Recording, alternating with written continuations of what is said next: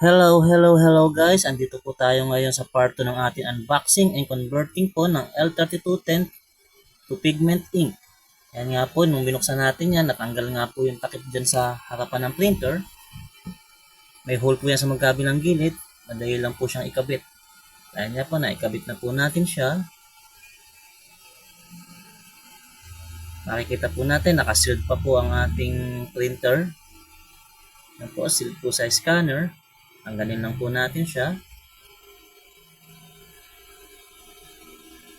Makita din po natin dyan, nandiyan po ang ating paper tray. At yan po ang ating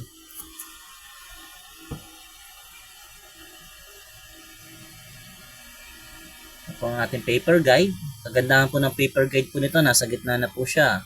At ayan po yung takip po ng ating ink tank. Yung ink tank po na yan, meron po talagang designated lang po na bottle na papasok po dyan. At hindi rin po siya nagli-leak. At yan po yung tuturo ko po sa inyo. Makikita po ninyo, meron po tayo empty bottle dyan. Nilinis na po natin. At yan po ang labasan po ng papel. Nakasilid din po siya mga guys. At ayan nga po ang ating Hansol ink. Sasalin po natin siya doon po sa refill ink po ng Epson L3210 na bottle. Nilinis lang po natin yan. Kung gusto po ninyo, may nabibili naman po na empty bottle po talaga niyan. Pwede po kayong bumili para hindi na po kayo maglinis. Kaya lang po, sayang po kasi yung mga bottle ko. Marami po akong ganyan. Sasalin lang po natin yung pigment ink. Ingat lang tayo guys, baka matapon.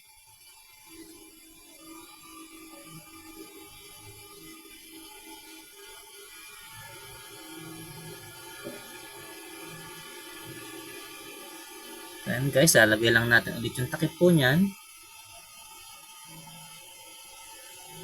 Yan po ang kulay, yan po ang ating sayan.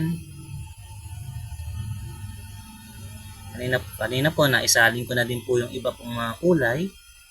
Ayan po ang ating black na pigment Hansol ink, version 2 po iyan. Hindi ako gumagamit ng ibang version po, basta po version 2 po, good na good po siya for glossy. Po kasing isang klase po ng ink ng Hansol na black, hindi po siya pwede sa glossy. Pag pulipid sa glossy, para po siyang hindi po siya agad natitiyo.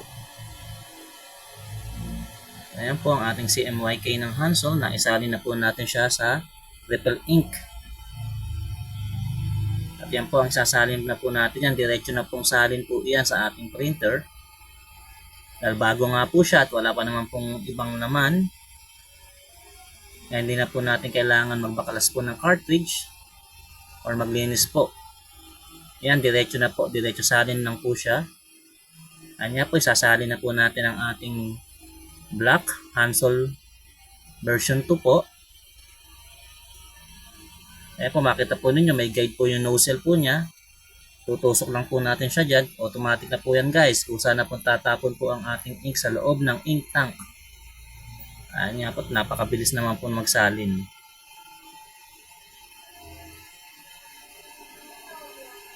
At ayan guys, naisalin na natin. Siyempre po, i-on na po natin ang ating printer. Makikita po natin, i-hold po natin ng 5 seconds itong ink button para po siya ay mag-ink charge.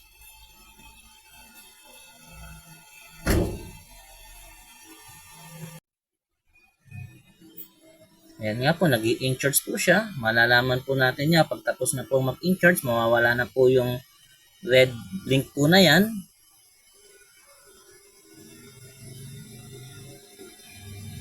Yan po, nag-blink pa rin ang ating red. Wait po tayo ng mga 10 minutes to 11 minutes po. Mawawala din po yan. Ibig sabihin po nun, ink charge na po siya. At ayan nga po, nawala na po ang ating red blinking. Para po matest po natin kung ayos po ang ating nozzle check. Hindi na po tayo gagamit ng computer dyan. Yan po, lagay po natin ng papel. At dyan nga po, i-hold lang po natin itong ink button. At pagka-hold po nun, sabay pindot po ng power. At yan po, kusa na po siya mag-nozzle check. Makikita po natin dyan kung maayos po ang pagkaka-convert natin sa pigment ink. Wait na po natin. Ayan po, kinain na po yung papel niya, nag-feed na po siya. Ayan po, mag-feed na po siya ng nozzle check. Yan po natin makikita kung kumpleto po ang ating kulay.